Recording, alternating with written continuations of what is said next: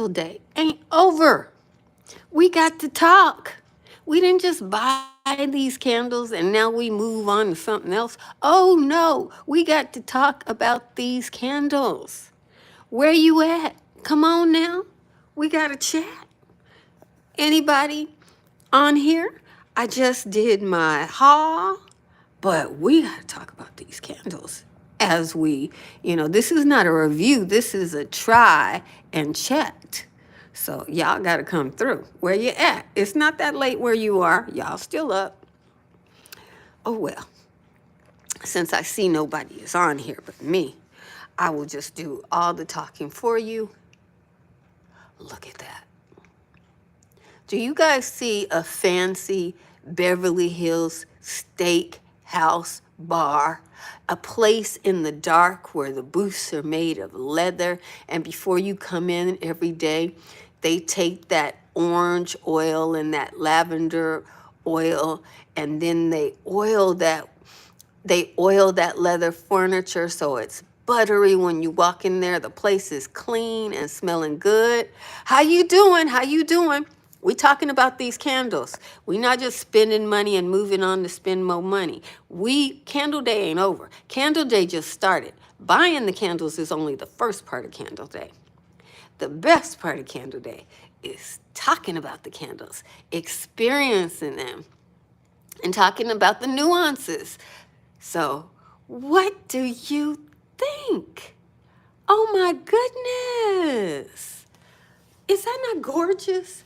I mean, you guys, if you have ever been to a bar in a fancy restaurant, the darkness of it, it's designed for men. It's really not. Those kind of places aren't designed for women. They have leather booths. The bar stools have leather chairs. They oil them with some special oils. All these bartenders have their own. Look at the darkness, the nighttime. Look at that scroll work there. Oh my goodness.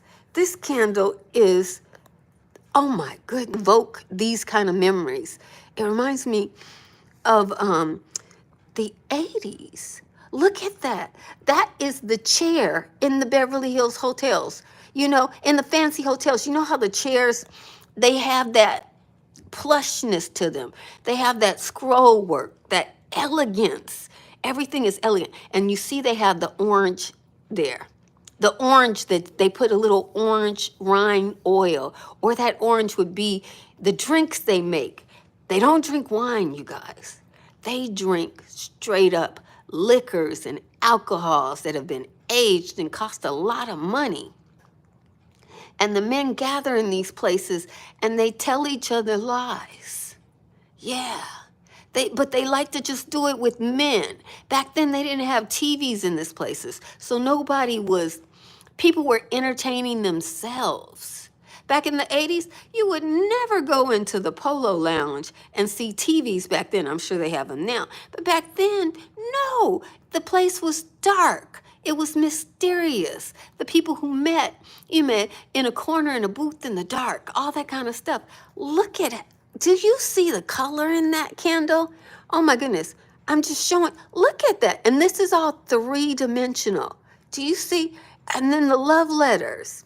These would be the careless whispers. It is just something. Only in whatever. I can't read it, you guys. The eyes have matured. But if you bought this candle, you can read it for yourself. And look at that. Oh my goodness. I could imagine the steak in this place would cost $100, and it would come with that special steakhouse salad and asparagus and the best. You guys, this candle is it's not smelling like a perfume or a cologne. It is smelling like an era. That's what they did with the Bridgerton. They captured the smells of the era and put them into these candles so that when you smell it, people who have been these places, people who, like me in the 80s and 90s, who were in these fancy Beverly Hills hotel lobbies, having a drink with my friends, talking with the bartender. Even the bar, you guys, the bar was wood at that time. It was solid wood. And every day in the evening, the bartenders would take a special oil recipe and they would put that on the bar to keep it from being rotted out, from drink spilling. So they had a special type of oil that was natural that they would use every day to clean the bar after everybody left. And the whole, it was clean, it was elegant, people were friendly. If you go all the time, you know people by their first name. It's a who's who. Every one of those bars had a certain crowd. We were all snobs. We would only go to the one that we go to because when we got there, we knew the people. Even though it was open to tourists and all that, but it looked a certain way, but it had a crowd that made it be that way. And this candle evokes that era of the crowd that made it be that way. You gotta choose your crowd. Like you can't have all rich people, you can't have all men, you can't even have all one race. You want it to be Epicurean. You want the stories to be lively and interested because your business is really selling drinks. And the people need to be enjoying themselves to buy another round. So yeah, you guys, if you want to smell like a D, maybe named Michael, you know, if you want to know what the place where our current President Trump, when he was younger, the place that he hung out, if you want to know what it smells like Collin's Return. God bless you. It is my world. Did you get Collin's Return?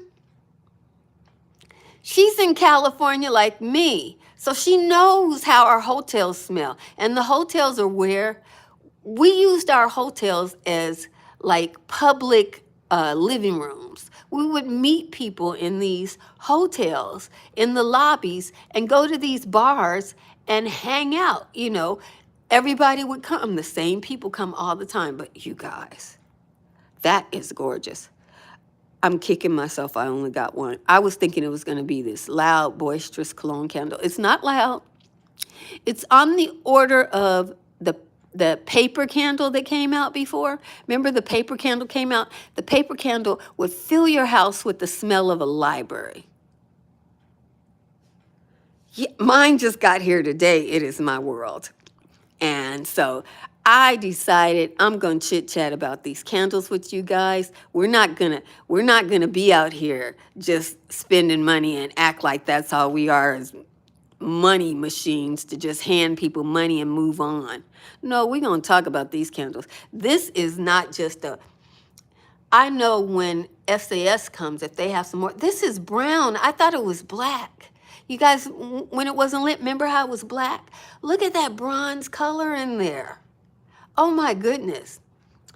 Anybody who has a husband, any husband would love that in their man cave. Because you know they're going to put a TV and they like it dark and they want a bar and they would even love a wooden bar if they could afford it, you know, and put all their drinks and stuff there and all their paraphernalia. And then they go that place when their men friends come over. Oh my goodness, you guys. Oh my goodness. Collin's Return. It does, when you put it on, it smells like a fancy hotel or a steakhouse, an expensive steakhouse. You don't smell the food, but it smells like the bar part. So if you like that smell, if you know what I'm talking about, this is it. This is also the kind of place where deals are made. Like some rich people would go places like that and they will actually have deals with it. Or you might run into celebrities. I remember I once saw Arnold Schwarzenegger. It wasn't the Polo Lounge. He was in the lounge of another Beverly Hills hotel just hanging out. You know, and he was governor of California at the time. Yeah, so this is nice. If you want to know what the rich part of California smells like and where the people are wealthy and you got celebrities and infamous call girls and madams and all that, and, you know, presidents getting in trouble. Yeah, this Collin's Return. that takes on a whole different phrase. Collin's return. You know what I'm saying? Somebody returned. I ain't gonna say who. You might know. But in any event, God bless you. Merry Christmas. Uh, People who don't know what Bath and Body Works is doing, I am telling you, I don't care how many it is, because Bath and Body Works doesn't. This is my moment. This is my time. Bridgerton is the line for me. I love every candle in Bridgerton. Anybody else on here love it? If you loved every candle in Bridgerton, give me a thumbs up on this video. I loved everyone. The Danbury shortbread.